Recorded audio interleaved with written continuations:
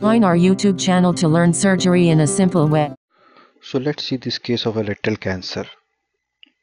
A 55-year-old male presents with episodes of fresh bleeding per rectum since last 4 months. He had episodes of fresh blood passage while he passes stools.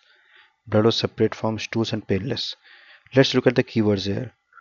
Fresh bleeding. Fresh bleeding suggests that the bleeding point is in the anal canal or in the lower rectum.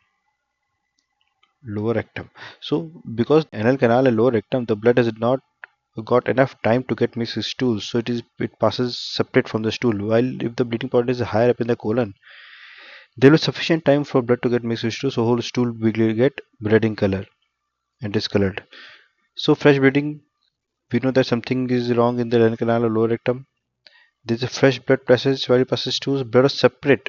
So this is again important. Blood is separate from the stools and painless. Now there are very few causes of painful bleeding from anal canal. One is a fissure, another is external hemorrhoids, thrombosed external hemorrhoids along with internal hemorrhoids. So thrombosed external hemorrhoids give pain and internal hemorrhoids cause bleeding. But here the bleeding is painless. Now, most common cause of fresh bleeding per rectum, painless, is hemorrhoids. It is piles. So most common DD in this will be a piles. Fresh bleeding per rectum, painless. Now, on rectal examination, this growth palpable 8 centimeter from anal wall. Now, it is 8 centimeter is middle rectum, and upper limit of growth is not palpable, so we do not know whether this growth is going up to the upper rectum or to the rectus sigmoid or even it involving sigmoid colon. We don't know. Finger can be passed through lumen, so there is no obstruction. Lumen is patent. Growth is mobile. This suggests that growth is not going very deep up to the pelvic wall. It may be limited to the rectal wall or in the mesorectal fat, but not deep enough. Once the growth goes very deep up to the pelvic wall, the growth may become fixed. As the growth tumor involves additional adjacent structures, the mobility is lost. So, on practical examination, also gives an idea what is the deep depth of the tumor. It is present in right lateral and anterior part of rectum, so it is not a circumferential growth. Now, let's see how will we proceed in such case. We have a middle rectal growth. Earlier, from history basis, we had a differential diagnosis of piles, but once we have done the examination, now piles is ruled out. Now this is case of probably a case of CA rectum. Now there are four things which we need to do in any case of suspected rectal growth. One of them is colonoscopy, biopsy, imaging, and tumor markers. These are probably in the same order we are done, or the order can be changed, but usually this is the order which we follow. Colonoscopy, biopsy, imaging, and tumor markers. Or the tumor marker is a blood test, so can be done with the initial blood tests, but colonoscopy, biopsy, and then imaging. So these are four things which we need to be done in any case of a rectal cancer. Full colonoscopy is done. Now this is important. Full colonoscopy in any case of rectal cancer or any case of colon cancer, full colonoscopy need to be done. The one reason is that we can detect a synchronous cancer or a synchronous polyp. Since in colorectal cancer, adenoma to carcinoma sequence is followed. Most of rectal cancer, colorectal colon cancer, they start as a polyp and then grow to the full-blown cancer. So there could be multiple polyps. There are synchronous polyps, synchronous cancers. So if they are present, then they can be treated simultaneously in the same sitting. So we always do a full colonoscopy. The Here the growth is present in the 7 centimeter of amyloid. There can be discrepancy between rectal finding and colonoscopic measurement. So it is a middle rectum. Colonoscope can pass through growth, so there is no obstruction. There is no need to give a colostomy or ileostomy initially because there is no obstruction. Length of growth is around 5 centimeter. So we now know that the growth is limited to the upper rectum and middle rectum. It is not going up to sigmoid colon. Rest of colon normal. There is no other lesions. So this is a solitary lesion in the upper and middle rectum. Punch biopsy is taken and submitted for histopathology. Now comes the imaging. Imaging is done in two parts. One is imaging for metastasis, that is for M staging, and imaging for local registration, that is T and N staging. So for imaging for metastasis, the most common site of mets is liver, then lung, and so we do a CT scan thorax, abdomen, and pelvis. Thorax for lung, abdomen for liver, and pelvis for any other non-regional nodes, non-regional nodes or pelvic node, or in case of females, there could be ovarian mets. No, if suppose there's a full-blown metastasis, patient will put in palliative treatment. There's no point in going for imaging for local disease extension. This will save cost. But if there is no metastasis on thorax, abdomen, and pelvis, so then the local disease extension is important. So we do a contrast MRI pelvis. MRI is better than CT scan pelvis for local disease extension. We need to see the growth extension into the mesorectal fat. We need to see the circumferential resection margin. All these are important deciding the treatment. Whether we have to go for surgery or we have to go for neoadjuvant treatment, then surgery. What are the adjacent organs involved? All this is important. So this detailing is much better on MRI than CT scan.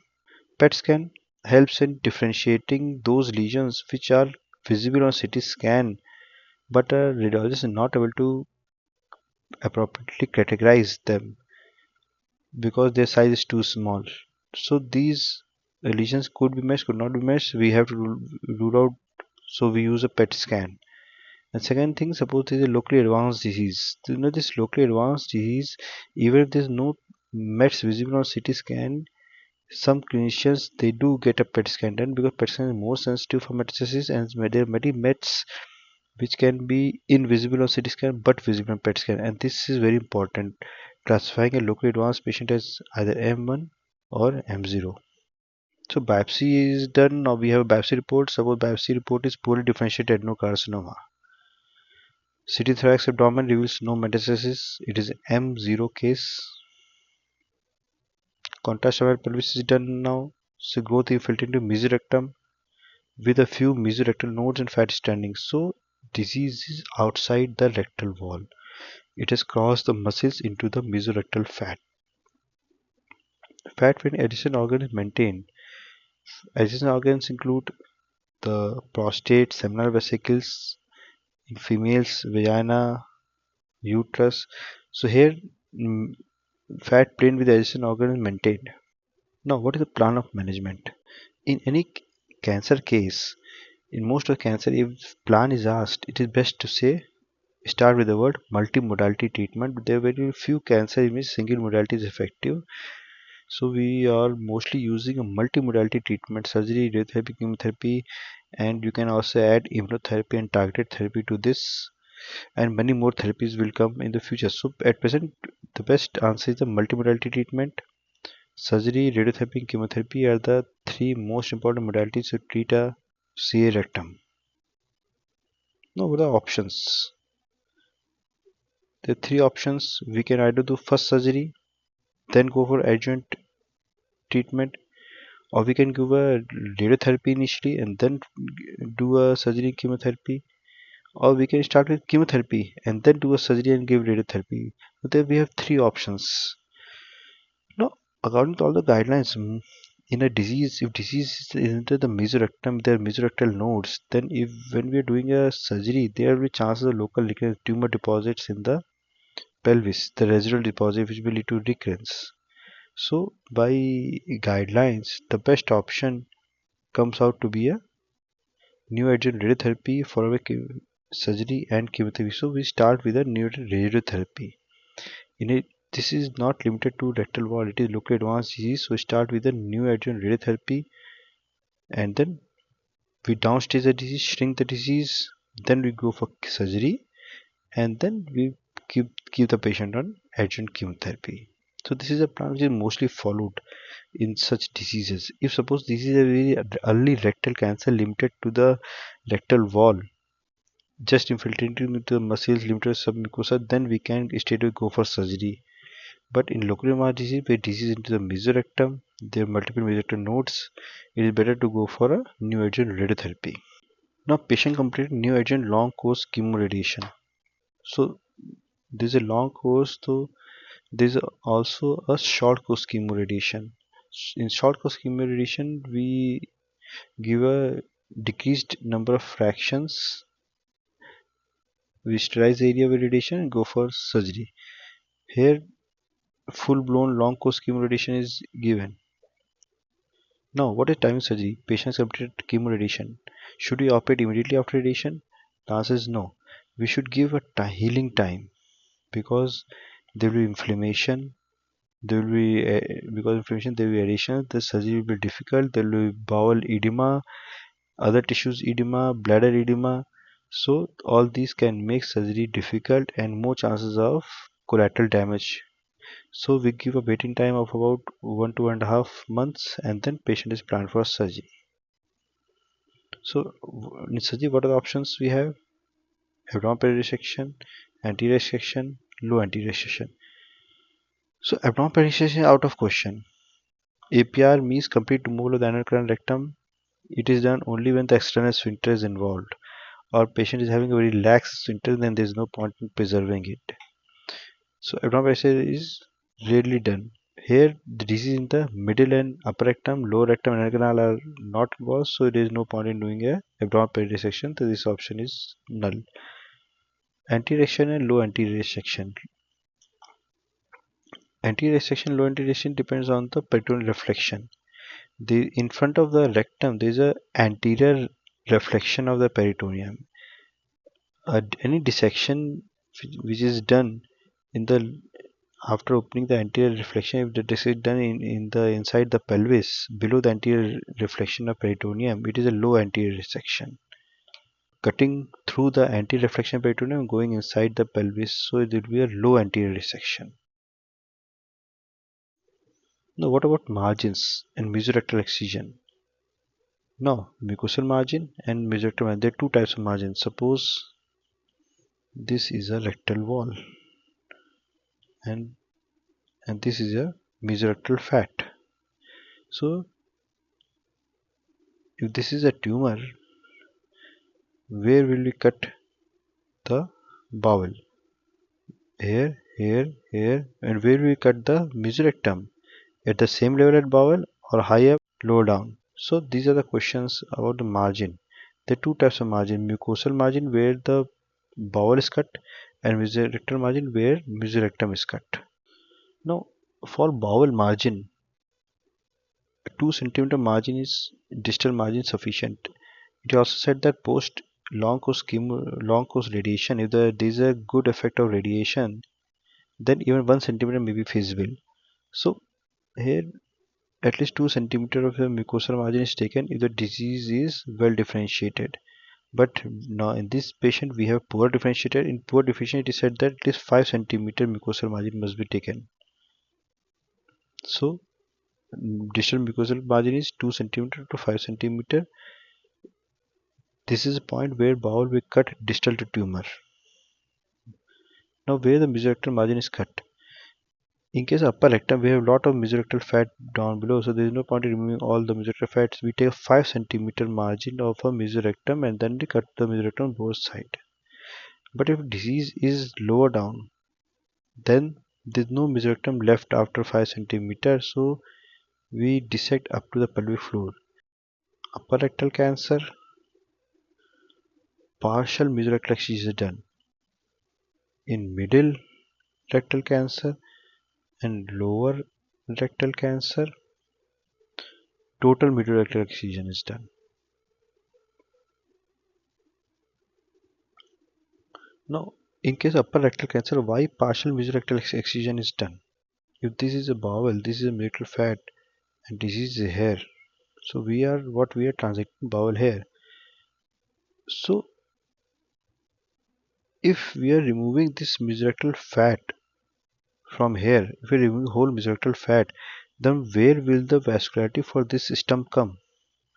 This rectal stump is getting a vascularity through mesorectal fat.